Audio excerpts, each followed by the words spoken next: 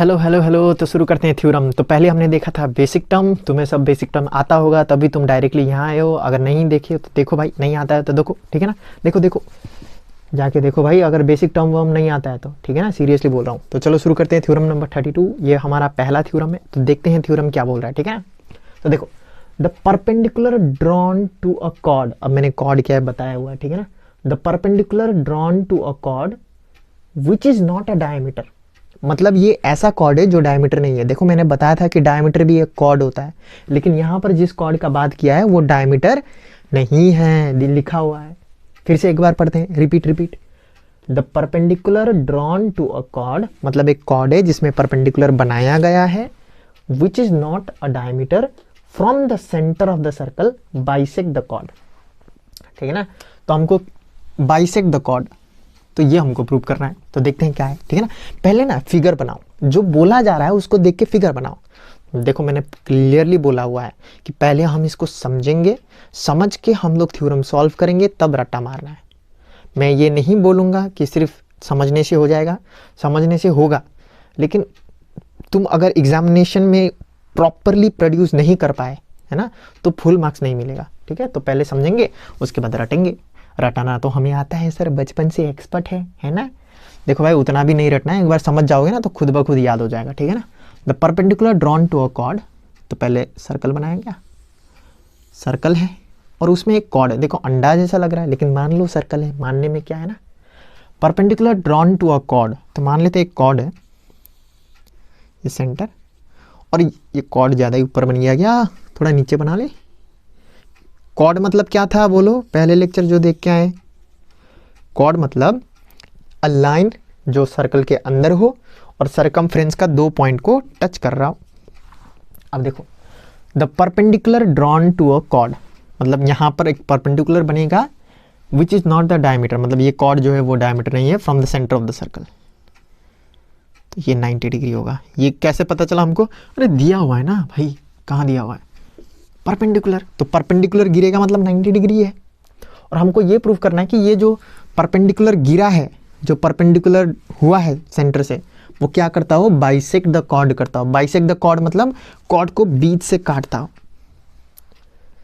समझे, एक बार रिपीट करते हैं। एक सर्कल है, उसमें एक कॉर्ड है, और ये जो कॉर्ड है वो डायमीटर नहीं है, और इस कॉर्ड पर एक परपेंडिकुलर लाइन गिर रहा है। कहाँ से भाई, सेंटर से। और हमको ये प्रूव करना है कि जो सेंटर से लाइन गिर रहा है नीचे, वो ये कॉर्ड को बीच में से बाइसेक्ट करता है, एकदम काट के जा रहा हो बीच से। ठीक है, तो गिवन लिख देते हैं। तो देखो कुछ प्रोसेस है जिससे हमें थ्योरम लिखना है। तो पहले लिखेंगे गिवन। क्या लिखेंगे, गिवन। गिवन लिखेंगे, और गिवन में लिखेंगे पहले इसको नाम दे दे, क्या, ए बी ओ बी। तो गिवन, गिवन क्या है भाई, तो गिवन क्या है, A B is a chord, chord in a circle with center O, with center O, and a line from O is and a line from O is making an angle 90 degree on a chord। तो ये है given. A B जो है वो cord है, और ओ जो है वो सेंटर है, और सेंटर से एक लाइन आ रहा है जो क्या कर रहा है, 90 डिग्री बना रहा है। किसमें, कॉर्ड में। परपेंडिकुलर बना है ना, परपेंडिकुलर बोला है तो 90 डिग्री होगा। क्या ये समझ में आया सबको। तो ये गिवन है। तो गिवन के बाद हम क्या लिखेंगे, तो प्रूफ क्या करना है भाई, प्रूफ, प्रूफ क्या करना है, टू प्रूफ। तो प्रूफ क्या करना है, हमको ये प्रूफ करना है कि ये कॉर्ड को बाइसेक्ट करेगा। तो इसको भी एक नाम दे दे, क्या, सी। तो हमको प्रूफ करना है A C equals to C B, मतलब line C O is bisecting chord A B, बस। तो ये प्रूफ करना है। उसके बाद दूसरा स्टेप क्या होगा, कंस्ट्रक्शन। कंस्ट्रक्शन तो स्टेप बाय स्टेप। तो पहला स्टेप क्या, कहाँ गया दूसरा मार्कर, तो पहला स्टेप क्या है हमारा, गिवन। तो गिवन को हम थोड़ा सा स्टेटमेंट फॉर्मेट में लिखेंगे।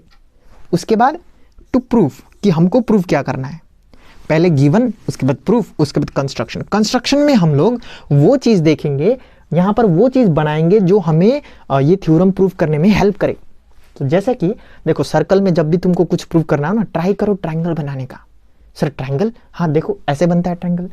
जैसे कि ये ओ से अगर मैं एक लाइन यहाँ बना लूँ अपने से, तो इसको बोलते हैं कंस्ट्रक्शन। इसको हम कंस्ट्रक्शन में लिखेंगे कि हमने जो अपने तरफ से बनाया है। गिवन तो गिवन है, जो एक्स्ट्रा लाइन, जो एक्स्ट्रा जो हम लोग यहाँ पर ज्योमेट्री करेंगे, जो हम लोग अपने तरफ से लगाएंगे ना, उसको हम कंस्ट्रक्शन में लिखेंगे। तो कंस्ट्रक्शन में क्या लिखेंगे,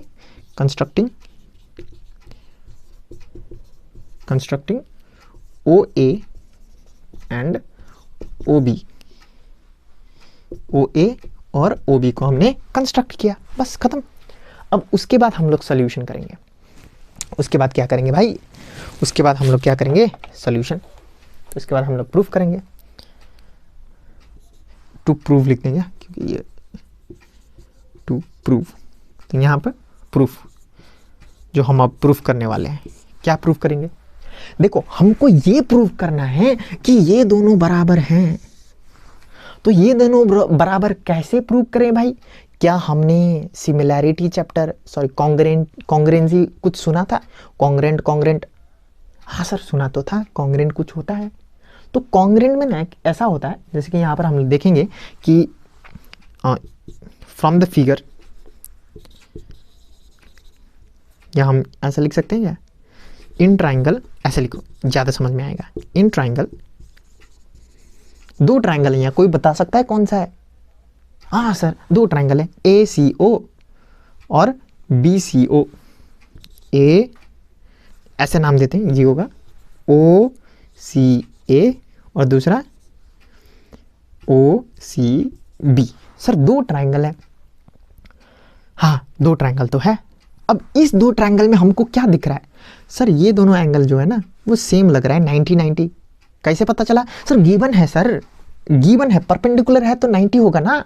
तो क्या हम इसको यहाँ पर ये लिख सकते हैं कि angle O C A is equal to angle O C B, both are 90 degree, given. हाँ सर, या हम लोग कॉमन भी बोल सकते हैं, ये दोनों नहीं, कॉमन नहीं है, 90 डिग्री है परपेंडिकुलर, कॉमन तो ये साइड होगा ना। और जो ये ओ सी है, ये दोनों ट्रायंगल में सेम है, तो ओ सी बराबर होगा, ओ सी क्या होगा, कॉमन, दोनों ट्रायंगल का एक ही साइड। हाँ सर ये तो है।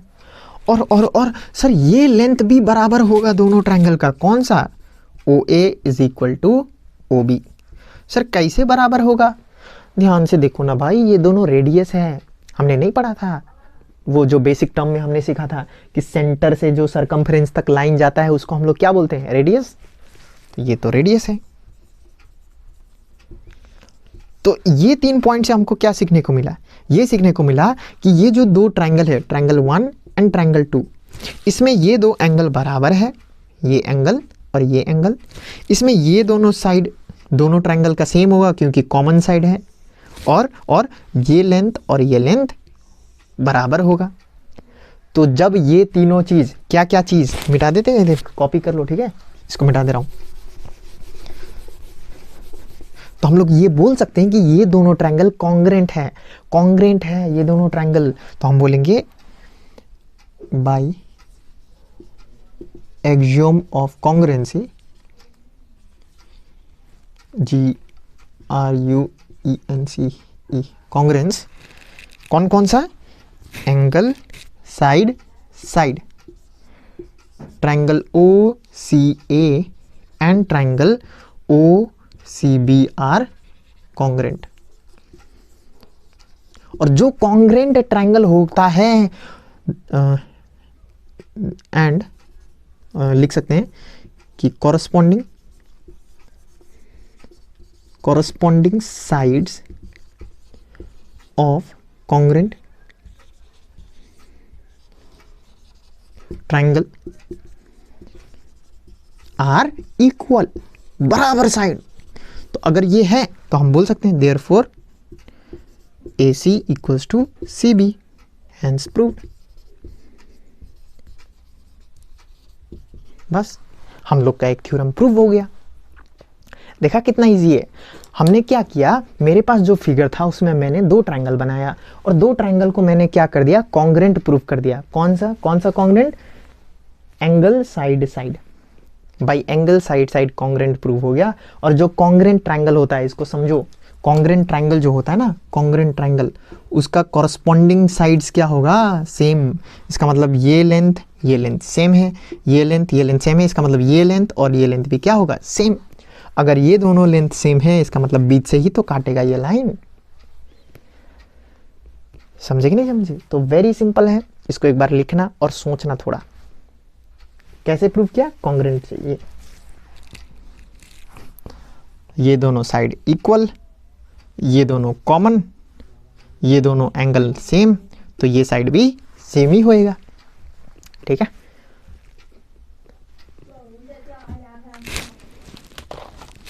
Thank you.